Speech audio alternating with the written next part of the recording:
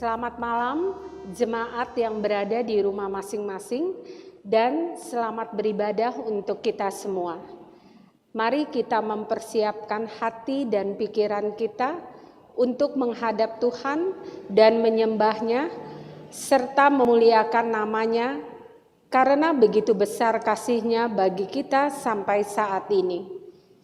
Pemberitaan firman pada malam hari ini akan disampaikan oleh Penatua Apeles FG Sinaulan. Mari kita bangkit berdiri dan memuji Tuhan dari Gita Bakti 22 bait pertama, Besar dan Ajaib.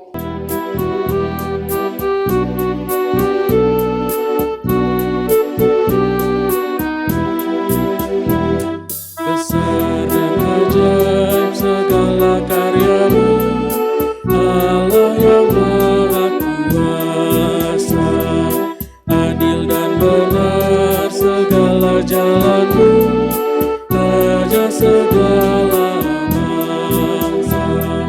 Siapa tak takut Tuhan, tak mengagungkan nama-Mu, sebab hanya Kau yang kudus.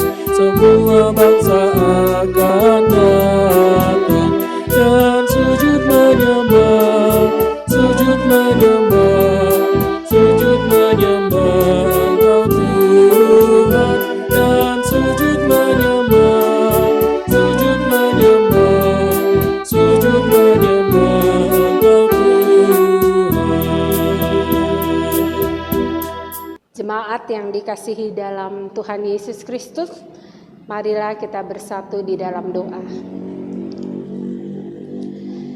Bapa kami yang bertakhta di dalam kerajaan surga, Bapa yang kami sembah di dalam nama Tuhan Yesus Kristus, puji dan syukur ya Bapa. Pada malam hari ini kami boleh bersama-sama untuk beribadah di rumah kami masing-masing di dalam ibadah rumah tangga. Ya Tuhan, kiranya Engkau mau memberkati ibadah ini dari awal, pertengahan, sampai pada akhirnya. Dan akhirnya Tuhan, keseluruhan daripada ibadah ini kami serahkan hanya ke dalam tangan-Mu saja. Di dalam nama Tuhan Yesus Kristus kami berdoa dan mengucap syukur. Amin. Jemaat yang diberkati dalam Tuhan Yesus Kristus, marilah kita bersama-sama membuka untuk mazmur pujian kita yang terambil dari Perjanjian Lama, Mazmur pasal yang ke-5, ayat yang ke-12 sampai dengan ayat yang ke-13. Kita secara bergilir ganti. Saya akan membacakan kalimat yang tertulis keluar dan jemaat membacanya yang tulisan ke dalam. Tetapi semua orang yang berlindung padamu akan bersukacita. Mereka akan bersorak-sorai selamanya, karena Engkau menaungi mereka, dan karena Engkau akan bersukaria orang-orang yang mengasihi nama-Mu. Sebab Engkaulah yang memberkati orang benar ya Tuhan. Engkau memagari dia dengan anugerah-Mu seperti perisai. Kita kembali akan memuji dari Kidung Jemaat 57, bait yang pertama, Yesus lihat umat-Mu.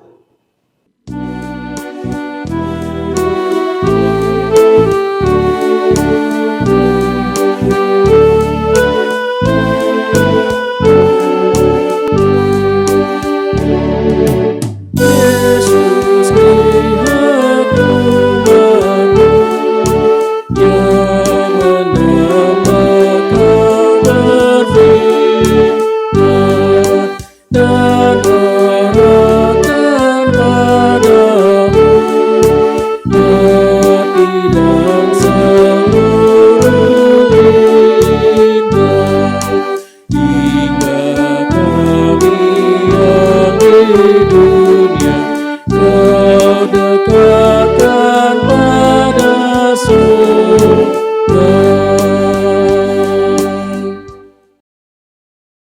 Jemaat yang dikasihi Tuhan, mari kita persiapkan bacaan kita dari Perjanjian Lama, Kitab Amsal 23, Amsal pasal 23, ayat yang ke-24 sampai ke-26.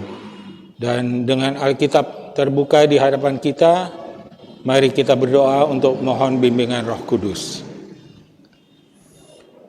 Ya Tuhan, di malam hari ini kami menghadap hadirat-Mu dengan Alkitab di hadapan kami. Kami akan membaca dan merenungkan firman-Mu.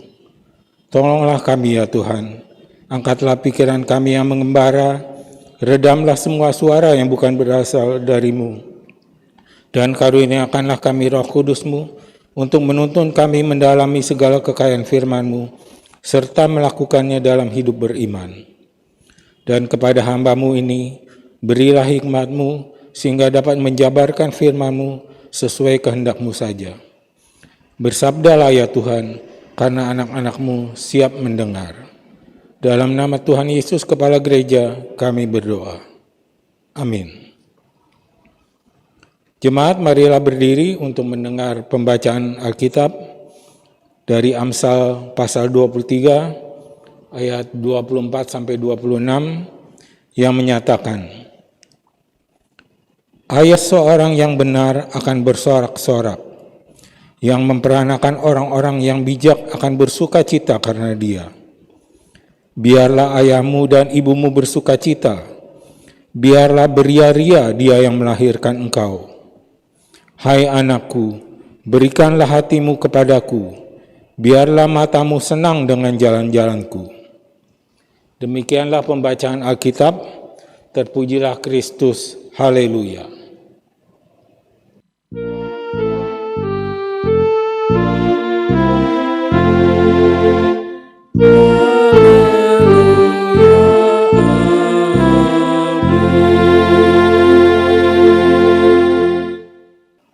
Jemaat dipersilakan duduk.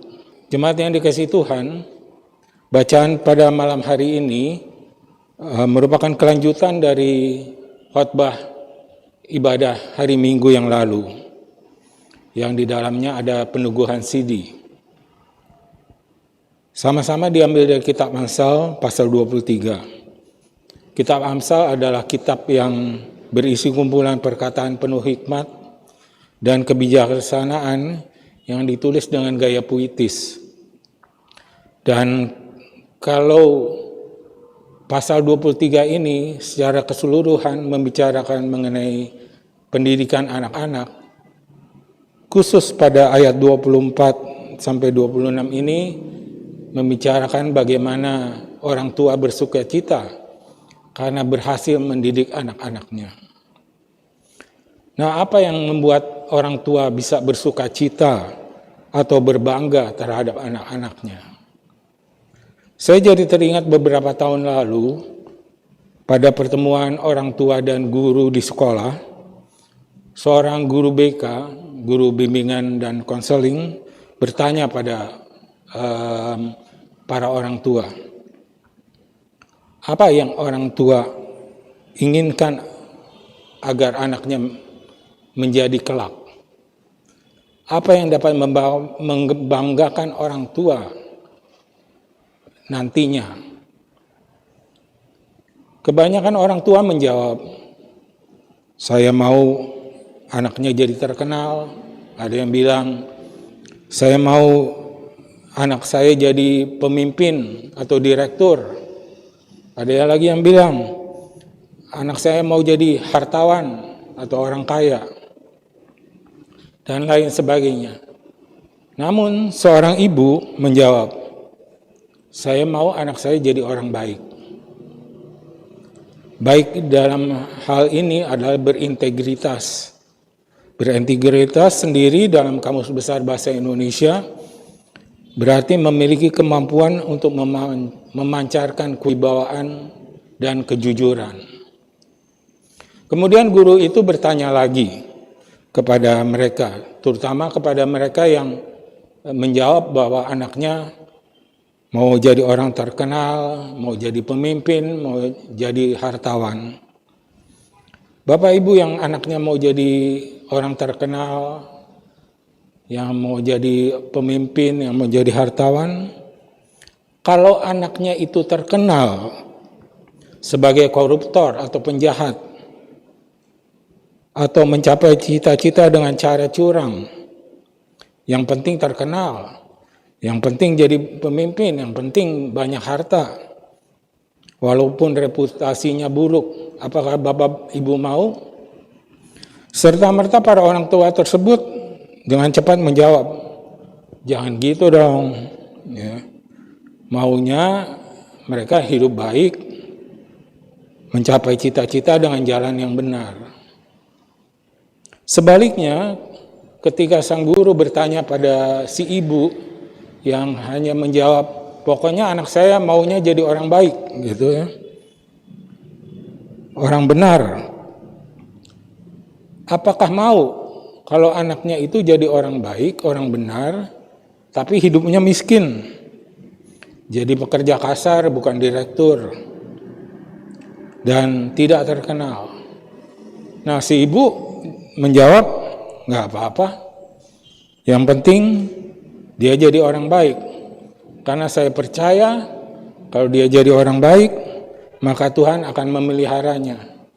Tuhan akan memberikan yang secukupnya, tidak berlebihan, tapi dia akan hidup dengan baik. Dari sini sang guru menyimpulkan bahwa yang penting dalam hidup adalah menjadi orang baik. Apapun profesinya, percuma menjadi orang terkenal tapi tidak baik, reputasinya buruk, itu tidak akan menjadi kebanggaan orang tua, tidak memberi sukacita bagi orang tua.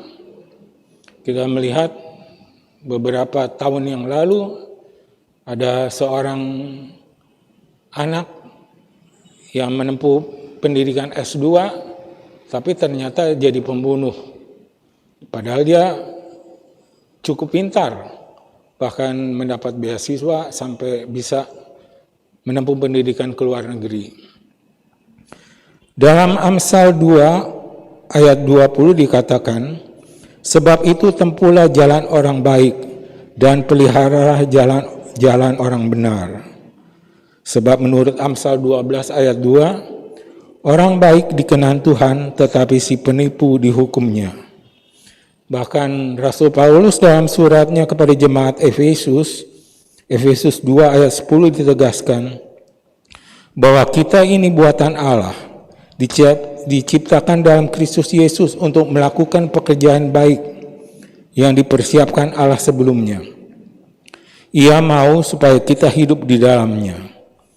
Jadi yang dimaksud baik bukan dalam arti baik kepada orang, namun untuk berbuat baik itu dia melakukan kecurangan atau korupsi dan sebagainya. Sama seperti yang dikatakan oleh guru BK tersebut berikut ini. Kalau ada anak yang menyontek, tapi saya biarkan, berarti saya baik terhadap anak itu. Tapi saya berbuat curang, saya tidak menuruti peraturan. Artinya dalam hal ini bukan baik seperti itu yang dimaksud penulis Amsal maupun Rasul Paulus. Bukan baik menurut standar manusia, tapi baik menurut standar Tuhan. Manusia bisa menjadi orang baik hanya jika hidup sesuai dengan kehendak Tuhan, bukan hidup secara duniawi. Dalam Roma 12 ayat 2 dikatakan, janganlah kamu menjadi serupa dengan dunia ini, tetapi berubahlah oleh pembaharuan budimu, sehingga kamu dapat membedakan manakah kehendak Allah, apa yang baik, yang berkenan kepada Allah, dan yang sempurna. Bahkan di Yesaya 5 ayat 20 ditegaskan bahwa celaka mereka yang menyebut kejahatan itu baik dan kebaikan itu jahat, yang mengubah kegelapan menjadi terang dan terang menjadi kegelapan, yang mengubah pahit menjadi manis dan manis menjadi pahit. Jadi yang dimaksud orang baik di sini adalah orang benar, orang yang taat pada perintah Tuhan, orang yang takut akan Tuhan. Bapak Ibu yang dikasihi Tuhan, kalau kita membaca Amsal 23 ayat 24 dan 25 dikatakan, ayah seorang yang benar akan bersorak-sorak, yang memperanakan orang-orang yang bijak akan bersuka cita karena dia. Biarlah ayahmu dan ibumu bersuka cita, biarlah beria-ria dia yang melahirkan engkau. Bapak Ibu, orang tua yang anaknya hidup bijak dan benar akan merasa berbahagia dan bersuka cita, seperti ilustrasi di sekolah tadi. Mereka akan bangga melihat putra-putrinya mempunyai reputasi baik. Bijak berarti bahwa anak memiliki pengetahuan dan penuh pertimbangan dalam menyikapi berbagai hal dalam hidup. Sedangkan benar berarti mempunyai sikap hidup yang jujur dan taat pada Tuhan. Inilah yang akan menentukan status sosial keluarga, serta menentukan kesiapan sang anak dalam menghadapi masa depan. Dalam ilmu psikologi ada istilah IQ, EQ, SQ, dan TQ. Intelligent quotient atau nilai kecerdasan, emotional quotient atau nilai penguasaan emosi, spiritual quotient atau nilai spiritual, dan transcendental quotient. Sekitar tahun 1890-an, kecerdasan seorang diukur melalui ukuran IQ. Konsep IQ ditemukan oleh Francis Galton, dan selama berpuluh tahun tes IQ ini diyakini sebagai satu-satunya ukuran standar untuk mengukur kecerdasan manusia. Namun pada tahun 1983, Howard Gardner, seorang psikolog dan ahli pendidikan dari Universitas Harvard, Amerika Serikat, merumuskan sebuah teori multiple intelligence. Jadi menurutnya kecerdasan manusia bukanlah tunggal, tapi jamak. Setidaknya terdiri dari berbagai komponen, yaitu kecerdasan matematis, kecerdasan linguistik atau bahasa, musikal, visual, kinetis, naturalis, interpersonal, intrapersonal, dan spiritual. Tahun 1987, Kate Beasley mengemukakan jenis kecerdasan lain yang tak kalah penting dalam mempengaruhi kesuksesan seorang, yaitu EQ, Emotional Quotient. Istilah EQ kemudian menjadi populer setelah Daniel Goleman mempopulerkannya melalui buku Emotional Intelligence, Why It Can Matter More Than IQ. Kemudian tahun 1997, Dana Soar menemukan kecerdasan baru selain IQ dan EQ, yaitu Spiritual Content. SQ ini merupakan landasan yang diperlukan untuk memfungsikan IQ dan EQ secara efektif agar maksimal dan berdampak pada kesuksesan seseorang. SQ ini kemudian berkembang menjadi TQ, Transcendental Quotient. Jadi IQ berkaitan dengan kemampuan mengingat, memahami, menganalisa, mengevaluasi, dan memecahkan masalah. EQ berkaitan dengan kemampuan mengontrol perasaan diri sendiri, mengenali perasaan orang lain, adaptasi, kerjasama, disiplin, tanggung jawab, dan komitmen. Sedangkan SQ berkaitan dengan kemampuan untuk bertindak jujur, adil, menghargai, kasih sayang, toleransi, empati, rendah hati, sikap ramah, dan sebagainya. Sedangkan TQ berkaitan dengan kemampuan seorang memaknai hidup dan kehidupannya dalam perspektif agama. TQ merupakan pengembangan dari kecerdasan spiritual atau SQ yang mempunyai konsep visioner jauh ke depan. Dia harus menjawab pertanyaan, siapakah aku? Dari manakah aku? Dan mau kemana nantinya setelah aku mati? Menurut para psikolog, Orang akan sukses bila cerdas, mampu mengontrol emosi, mampu memaknai kehidupan, sehingga dapat hidup dengan penuh kebijaksanaan atau yang dikatakan Salomo berhikmat menurut tuntunan Tuhannya. Jadi sebenarnya hal-hal yang dibuat oleh para psikolog ini sudah ditulis dalam Amsal sekitar 1900 tahun yang lalu. Amsal 1 ayat 5 dan 7 menyatakan, baiklah orang bijak mendengar dan menambah ilmu, dan baiklah orang yang berpengertian memperoleh bahan pertimbangan. Untuk mengerti amsal dan ibarat, perkataan dan teka-teki orang bijak, takut akan Tuhan adalah permulaan pengetahuan, tetapi orang bodoh menghina hikmat dan didikan. Nah, Bapak Ibu, sekarang bagaimana agar orang tua bisa mendapatkan anak-anak yang dapat membanggakan di masa depan? Bagaimana bisa agar anak-anak mempunyai reputasi yang baik? Dalam upaya mewujudkan harapan itu, orang tua akan berusaha menjadi guru dan teladan yang baik. Matius 12 ayat 33 menyatakan, jikalau suatu pohon kamu katakan baik, maka baik pula buahnya. Jikalau suatu pohon kamu katakan tidak baik, maka tidak baik pula buahnya. Sebab dari buahnya pohon itu dikenal. Pohon mengibaratkan hati nurani, sedangkan perkataan dan perbuatan adalah buahnya.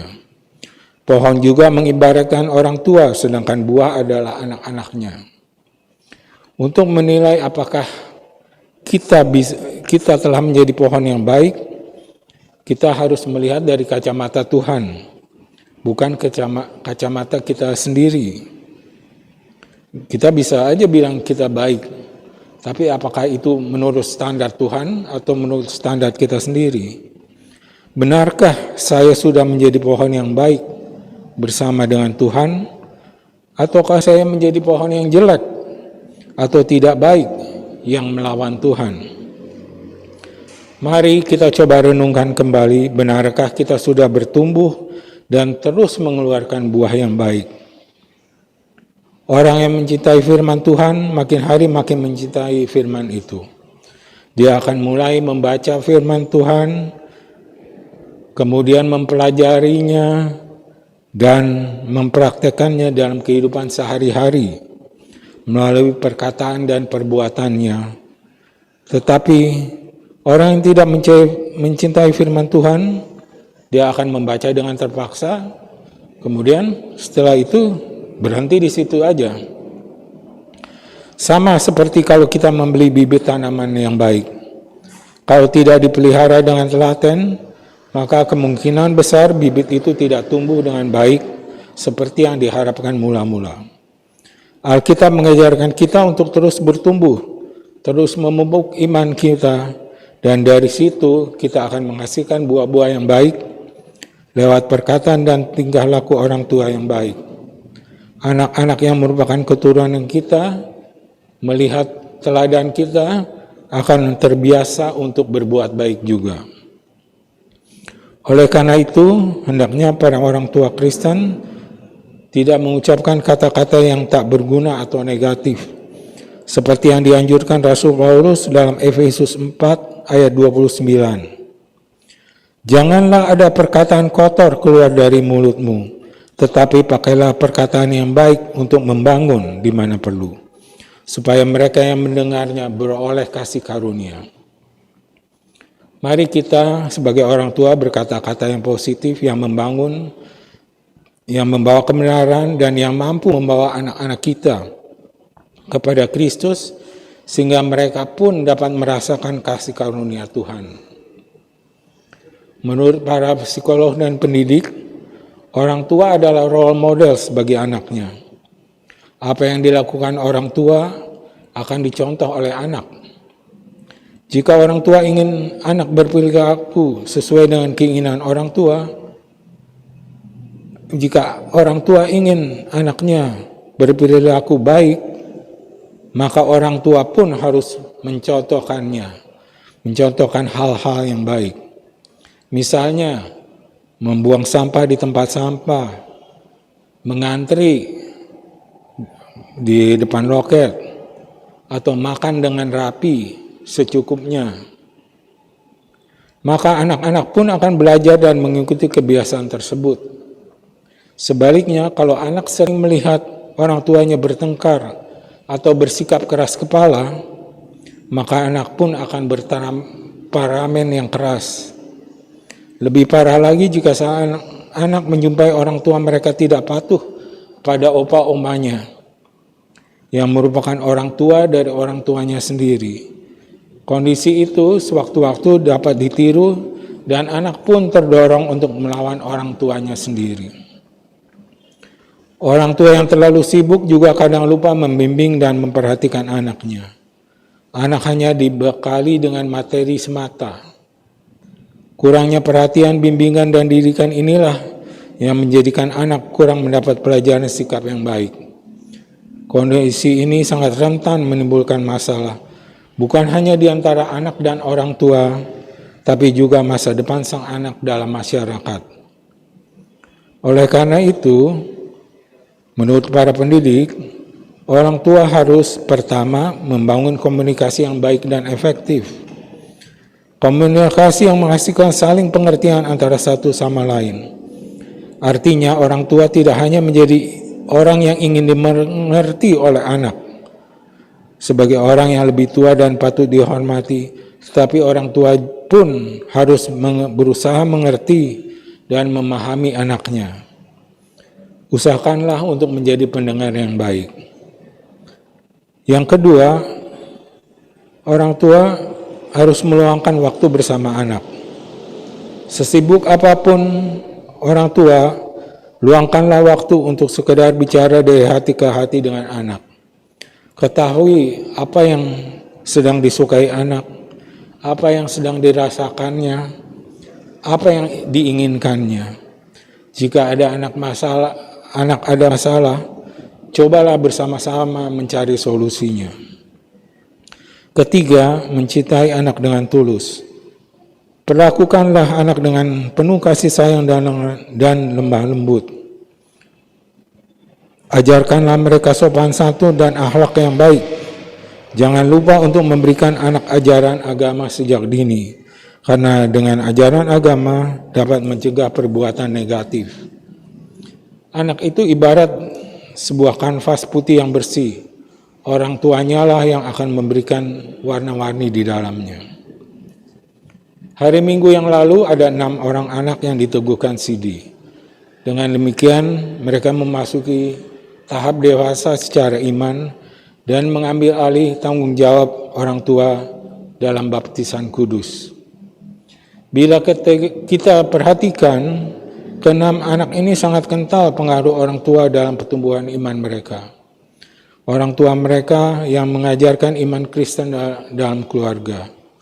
Orang tua mereka yang membawa anaknya masuk sekolah minggu atau ibadah hari Minggu persekutuan anak, juga membawa atau menganjurkan anaknya mengikuti ibadah hari Minggu persekutuan teruna dan mendaftarkan katekisasi. Namun Bapak Ibu, yang namanya pendidikannya setidaknya ada 2 pihak yang terlibat. Pihak yang mengajarkan dan pihak yang belajar.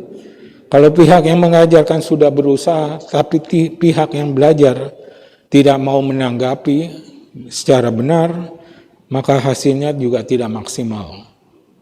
Jadi selain peran orang tua, harus juga ada peran aktif dari sang anak. Seperti tertulis pada ayat 26 bacaan kita malam hari ini, "Hai anakku, berikanlah hatimu kepadaku, biarlah matamu senang dengan jalan-jalanku." Bapak Ibu, dalam Alkitab kita menemukan banyak kata hati. Hati dianggap adalah bagian penting dalam tubuh. Dari hatilah akan memancar kehidupan manusia. Itulah sebabnya pengamsal dalam Amsal 4 ayat 23 menyatakan, "Jagalah hatimu dengan segala kewaspadaan, karena dari situlah terpancar kehidupan." Jika hati kita tidak bisa kita jaga dengan baik, maka dari hati itu juga akan keluar kebinasaan dan kehancuran. Allah meminta kita untuk menyerahkan hati kita kepadanya. Kekuatan kita, talenta kita, kasih sayang kita, semua harus diserahkan kepada Tuhan agar Dia melakukan apa yang menyenangkan hati Tuhan dan melayakkan kita ke dalam kehidupan yang kekal.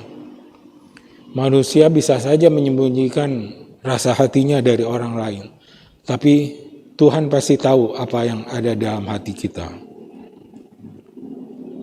Dan kalau kita lihat ke-6 anak itu, di awal CD, di dalam katekisasi, maksud saya di awal katekisasi, dalam katekisasi, dan setelah akhir katekisasi, sebelum CD pun mereka masih ditanyakan apakah mereka ini ikut katekisasi hanya karena dorongan orang tua atau karena kesadaran sendiri.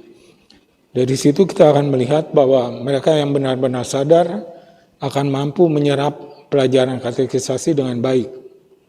Sedangkan yang dengan terpaksa, maka pelajaran itu akan masuk telinga kiri, keluar telinga kanan. Ketika Kristus tinggal di dalam hati, jiwa kita akan penuh dengan kasih-Nya dan bersukacita dalam persekutuannya, sehingga kedagingan kita akan dilupakan. Kasih kepada Kristus akan menjadi motivasi tindakan kita. Tuhan menginginkan jiwa yang mau diajar atau dibentuk untuk melakukan pekerjaan baik dan pekerjaan mulia. Orang Kristen dipanggil untuk mengerjakan pekerjaan yang mulia, seperti tertulis dalam 2 Timotius 2 ayat 21-22. Jika seorang menyucikan dirinya dari hal-hal yang jahat, ia akan menjadi perabot rumah untuk maksud yang mulia. Ia dikuduskan, dipandang layak untuk dipakai tuannya, dan disediakan untuk setiap pekerjaan yang mulia. Sebab itu jauhilah nafsu orang muda, kejarlah keadilan, kesetiaan, kasih dan damai, bersama-sama dengan mereka yang berseru kepada Tuhan dengan hati yang murni. Celakalah orang yang mengaku Kristen tapi tidak mau melakukan hal-hal yang baik. Sebaliknya, mereka yang berbuat baik akan mendapat perkenan Tuhan seperti tertulis dalam Efesus 6 ayat 8. Kamu tahu bahwa setiap orang, baik hamba maupun orang merdeka, kalau ia telah berbuat sesuatu yang baik, ia akan menerima balasannya dari Tuhan. Jadi Bapak Ibu, juga anak-anak sekalian, mari kita serahkan diri kita untuk dibentuk Tuhan. Melalui pendidikan yang baik, agar kita diselamatkan seperti nasihat dalam 1 Timotius 2 ayat 3-4. Itulah yang baik dan yang berkenan kepada Allah Juru Selamat kita, yang menghendaki supaya semua orang diselamatkan dan memperoleh pengetahuan akan kebenaran. Juga yang ditulis dalam Roma ayat 8, pasal 8 ayat 28 yang menuntun para katekisan yang baru di CD. Kita tahu sekarang bahwa Allah turut bekerja dalam segala sesuatu untuk mendatangkan kebaikan bagi mereka yang mengasihi Dia, yaitu bagi mereka yang terpanggil sesuai dengan rencana Allah. Anak-anak yang mengikuti katekisasi itu memang atas anjuran orang tua. Tapi setelah ditanya, mereka juga merasa terpanggil untuk menjadi pengikut Kristus. Dan mereka merasa bahwa Kristuslah satu-satunya jalan dan kebenaran. Hal ini mereka katakan ketika berkali-kali ditanyakan apa motivasi mereka mengikuti pendidikan katekisasi. Jadi sekali lagi, peran orang tua harus aktif, tapi sang anak pun harus aktif untuk menerima didikan. Orang tua wajib memiliki tugas dan tanggung jawab menanamkan nilai-nilai hidup Kristen dalam pengajaran ataupun dalam keteladanan hidup sehari-hari dalam keluarga. Dan anak-anak harus mempunyai kemauan dan kesungguhan mempelajari dan menghargai nilai-nilai Kristiani yang diajarkan. Bapak Ibu, tidak dapat dipungkiri bahwa ada saja tantangan dalam proses pengajaran ini. Misalnya, pembagian waktu antara bekerja dan memperhatikan anak, pergaulan anak-anak di luar, perbedaan kebiasaan zaman sekarang dan zaman orang tua dulu remaja, dan lain sebagainya. Namun apapun tantangan tersebut, yang pasti bahwa tugas mengajar dan belajar ini adalah anugerah Tuhan. Maka percayalah, Tuhan juga akan menopang dan memperlengkapi kita. Saat ini kita dalam kondisi pandemi COVID-19. Saat ini kita ada dalam pembatasan sosial berskala besar atau PSBB. Satu hal yang paling membedakan antara situasi sekarang dan situasi sebelumnya adalah ketika anak-anak harus belajar di rumah, orang tua harus bekerja dari rumah atau work from home dalam jaringan internet atau daring, juga ibadah secara daring. Kita dilarang keluar rumah kalau tidak perlu sekali. Ini bisa dipandang sebagai sebuah kendala, namun dipandang juga sebagai sebuah berkah. Ada blessing in disguise. Jadi ada maksud Tuhan dalam situasi sekarang ini.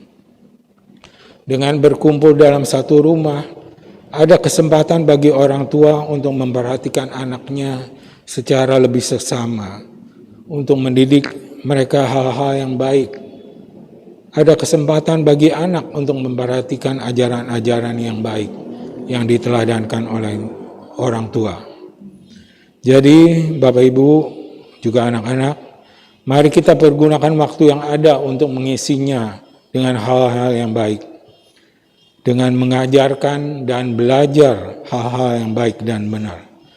Yaitu pengajaran yang berstandar benar, yaitu dengan standar Tuhan. Seperti tertulis dalam 2 Timotius 3 ayat 16 dan 17.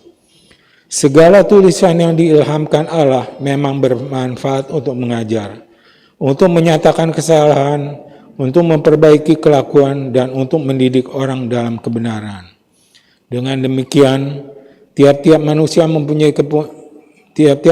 kepunyaan Allah diperlengkapi untuk perbuatan baik. Pengajaran juga harus berdasarkan motif yang benar, yaitu berpengharapan pada Tuhan, seperti tertulis dalam 1 Tesalonika 1 ayat 3. Sebab kami selalu mengingat pekerjaan imanmu, usaha kasihmu, dan ketekunan pengharapanmu kepada Tuhan kita, Yesus Kristus di hadapan Allah dan Bapa kita. Yang ketiga, pengajaran itu pun harus dengan tujuan yang benar, yaitu demi kemuliaan Tuhan, seperti ditulis dalam 1 Korintus 10 ayat 31. Aku menjawab, jika engkau makan atau jika engkau minum, atau jika engkau melakukan sesuatu yang lain, lakukanlah semuanya itu untuk kemuliaan Allah. Kiranya sebagai orang tua, kita tidak hanya menuntut agar anak-anak kita mencapai kesuksesan dalam kehidupan dunia, tapi juga mendorong mereka agar hidup dekat dengan Tuhan dan berpegang pada kebenarannya. Tuhan memberkati kita. Amin.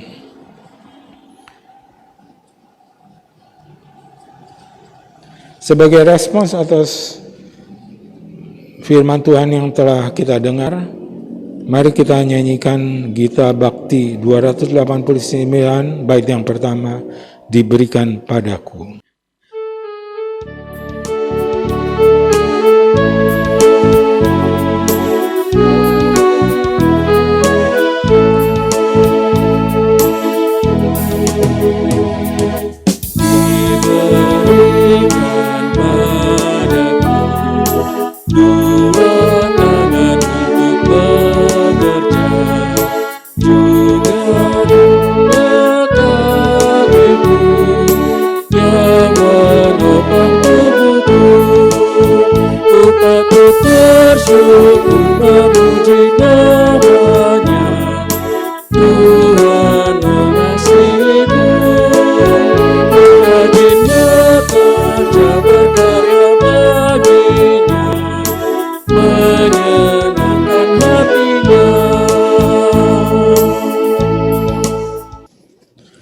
Ibu, mari kita berdoa.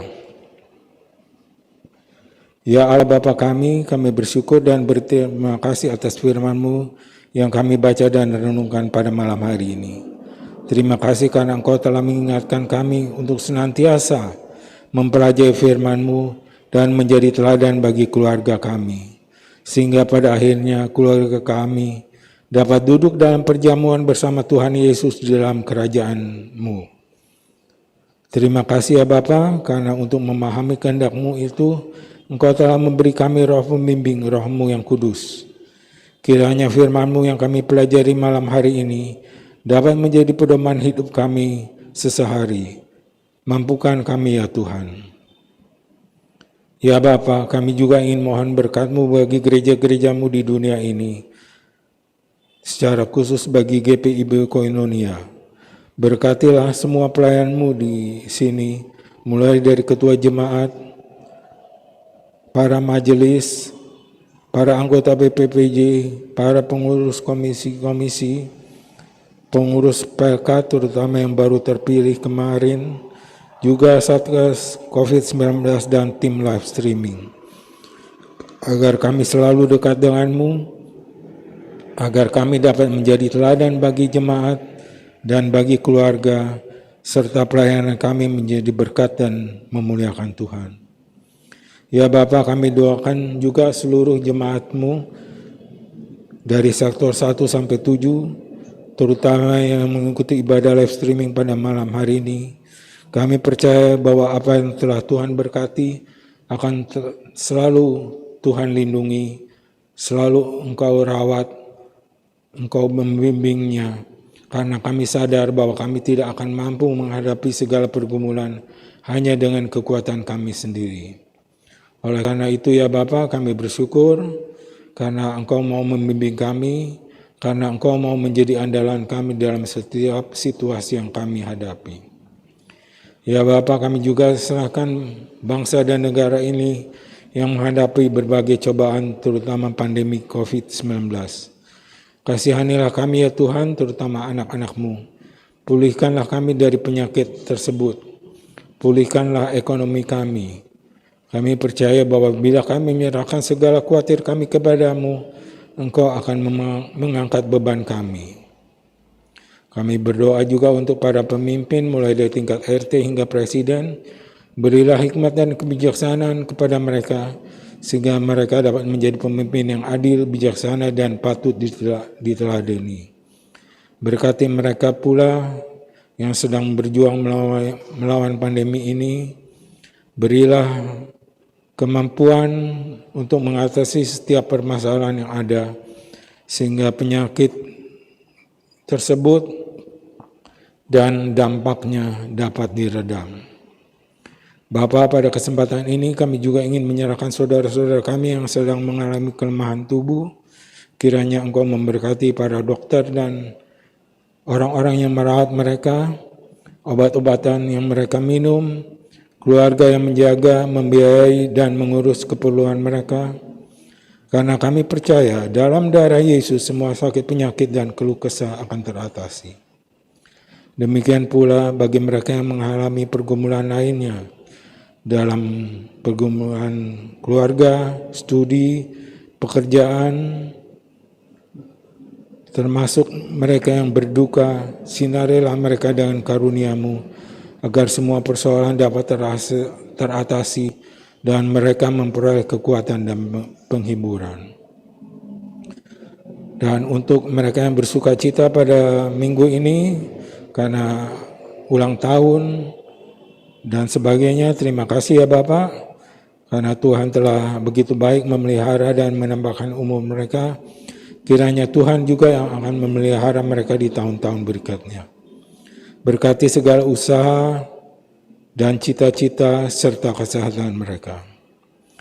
Ya Tuhan, dalam pengasihan-Mu kami mohon dengarlah doa kami. Peliharalah kami dalam kasih Yesus Kristus Tuhan dan Juru Selamat yang telah mengajar kami berdoa. Bapa kami yang di sorga, dikuduskanlah nama-Mu, datanglah kerajaan-Mu, jadilah kehendak-Mu di bumi seperti di sorga. Berikanlah kami pada hari ini makanan kami secukupnya, dan ampunilah kami akan kesalahan kami, seperti kami juga mengampuni orang yang bersalah kepada kami. Dan janganlah membawa kami ke dalam pencobaan, tetapi lepaskanlah kami daripada yang jahat.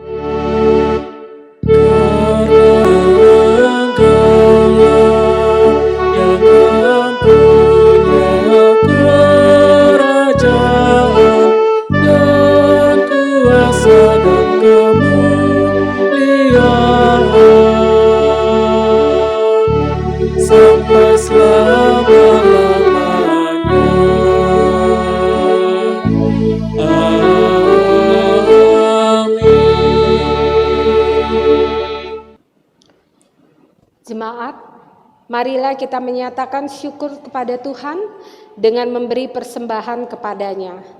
Dengarlah nats Alkitab yang terambil dari 2 Korintus 8 ayat yang ke-12 yang menyatakan, sebab jika kamu rela untuk memberi, maka pemberianmu itu akan diterima. Kalau pemberianmu itu berdasarkan apa yang ada padamu, bukan berdasarkan apa yang tidak ada padamu. Tuhan memberkati saudara dan persembahan saudara. Kita memuji dari Kidung Jemaat 288, bait pertama, Mari Puji Raja Sorga.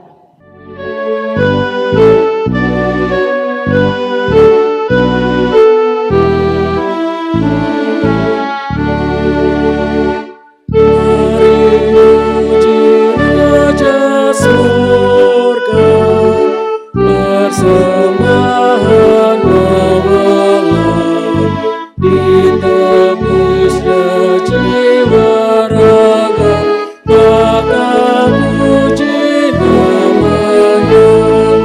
Puji Dia, puji Raja semesta.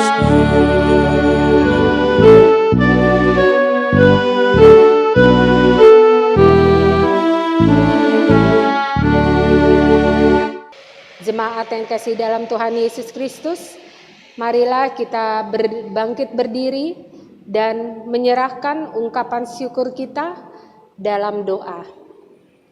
Ya Tuhan, terimalah persembahan syukur kami, yaitu umat yang telah Engkau selamatkan. Jadikanlah persembahan syukur kami ini sebagai berkat bagi sesama dan bagi pembangunan tubuh Kristus. Dalam nama Tuhan Yesus kami bersyukur. Amin. Keluarga terkasih, kembalilah dalam kehidupanmu sehari-hari. Lakukanlah firman Tuhan yang sudah kita dengar.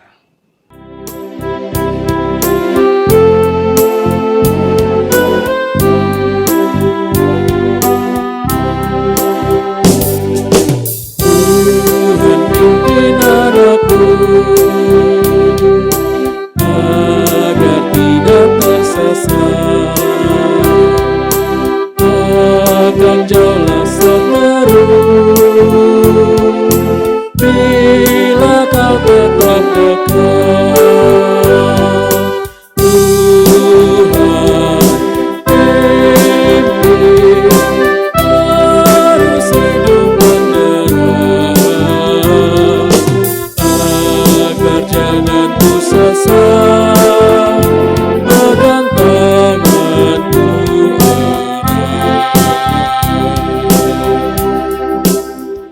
Dan sekarang terimalah berkat. Kiranya kasih karunia dan damai sejahtera dari Allah Bapa dan dari Tuhan Yesus Kristus serta persekutuan dengan Roh Kudus menyertai jemaat sekeluarga sekarang sampai selama-lamanya.